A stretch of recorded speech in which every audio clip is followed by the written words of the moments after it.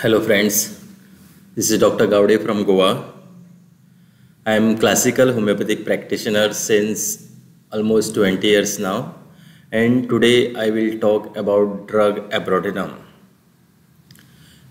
Before I start with the drug, I would like to tell you how I study my Matra Medica. During my initial practice or during my college life, we used to try to by heart the Matra Medica, but that is not the correct way to remember Matra Medica because nobody can remember Matra Medica as a whole.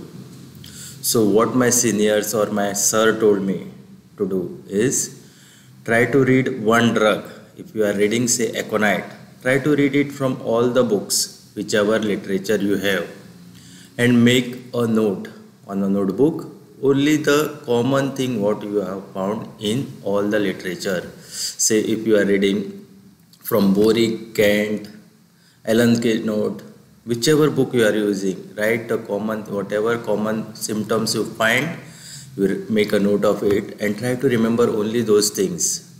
Once you see the patient, that you will register in your mind. Okay. Now let's talk about abrotinum. This is very rarely used drug, but very important drug.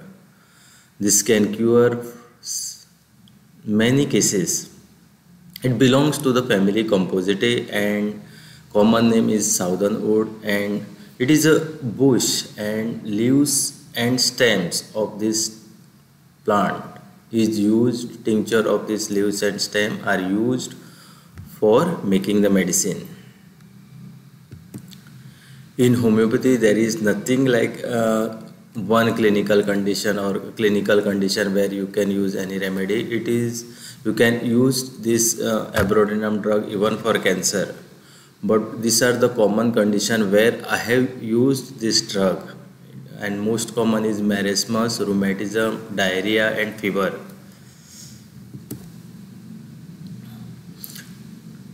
I will not talk about each symptom of this drug that you can of course read, but I will highlight only those symptoms usually which you will see in your clinical practice. And the most important and most common symptom of this drug is marasmus, that is emaciation, and it will begin in the legs. Children who comes with very thin legs, emaciation begins in the leg first and travel upward, like in iodum, sanicula and tuberculinum, which is opposite of lycopodium, natrum mur and soranum. There will be emaciation in spite of ravenous appetite. Child will be eating a lot, still there will be emaciation. With this, there will be dark circle around the eyes, there will be prostration, weakness, all those things will be there in the child.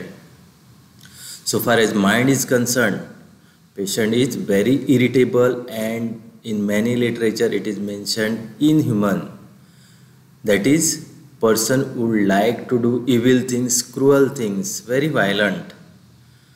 Sometimes in adult you will get great anxiety and depression. This drug acts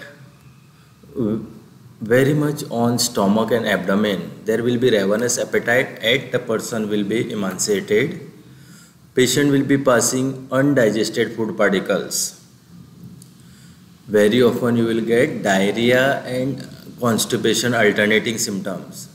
If you try to treat diarrhea with allopathic medicine, patient might develop rheumatism, or whenever patient is treated for say inflammation of any glands, and person might get the testicular swelling. This type of change of symptoms are called metastasis, and that is very common in this drug.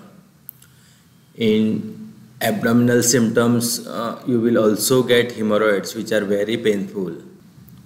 One more important thing about this drug is high fever, rheumatic fever, hectic fever with chilliness and weakness. Person can't even hold his neck straight up.